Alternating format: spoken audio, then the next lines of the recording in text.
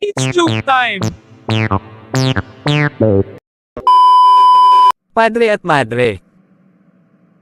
Sister, ikaw ba ang nasa CR? Kukunin ko lang ang toothbrush ko. Sandali lang, father, nakapanty lang ako. Okay, magantay lang ako. Pasok na, wala na akong panty. Sa swimming pool gate. Ma'am, maliligo po kayo. Ay hindi, maghihilamos lang ako. Magkano ba bayad? Sa entrance po. Ay hindi, sa exit. Kita mo namang papasok pa lang ako diba? Walang utak. Ako po. Hindi, yung pool. Papunot nga sa bibi ko.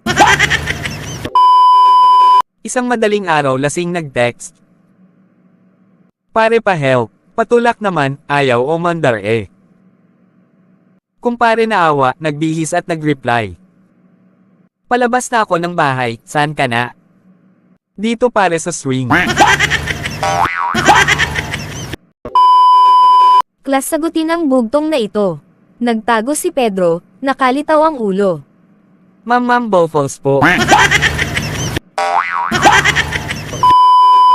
Kamusta na ha ng sari-sari store? Eto, mansyon na. Yung tricycle. Eto, BMW na. Kumusta naman ang dalawa nating anak? Eto, 5 na. Oh shit! Bilis na hulog cellphone ko sa loob ng panty ko, nagba-vibrate. Kaya anong gagawin ko? Kukunin ko ba sa panty mo? Putek ka, kunin mo yung charger, baka malubat. Mars, pwede ba dito muna ako sa inyo? Naglayas ako kasi buntis ako. Dapat sa nakabuntis sa'yo ka pumunta. Kaya nga nandito ako. Nandyan ba si pare?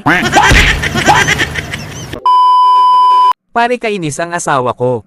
Sabihan ba naman akong isip bata? Sinigawan ko nga. Wow, astig. Ano sinigaw mo? Hindi nakita ba't di? Ang galing mo, pre.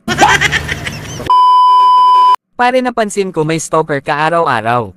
Ganun ba? Sino pare? Yun bang crush ko? Hindi. Yung langaw, maligo ka na kaya? Waiter, ano ba tong steak na to, ang tigas-tigas? Tinikman ng waiter ang steak. Malambot naman po at juicy pa. Paanong nilalambot yan? 30 minutes ko nang ninunguya. Ouch, sakit mo sa bangs. Hali, nung una akong kumain dito may langaw sa lugaw ko. Ngayon naman may lamok. Ano ba yan? Sorry po sir, naubusan po kami ng langaw eh. Pare, hulaan mo pangalan ko, nagsisimula sa letter R. Rene. Mali. Reming. Mali pa rin. O sige, sirit na. Arman. Susan pare. Kung hindi ako makaligtas sa operasyon ko bukas, ikaw na sana ang bahala sa mga anak natin. I love you. Tumigil ka nga. Wala pang namatay sa tuli eh.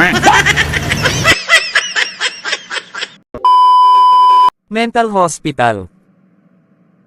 Kung lagyan ko ng 1 kilo ng asukal ang dagat, tatamis ba ito? Hindi po, Dok. Yes, magaling ka na. Haluin nyo muna para tumamis. Sarap ang bali ng buto.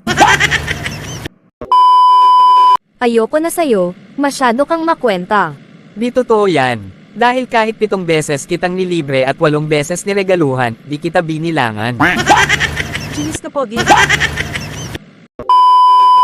Kung may 10 pesos ka, at humingi ka sa nanay mo ng 10 pesos, magkano lahat ang pera mo? 15 po. Bakit? Kuripot po si inay. 5 pesos lang po yun. Ang sakit mo sa bangs.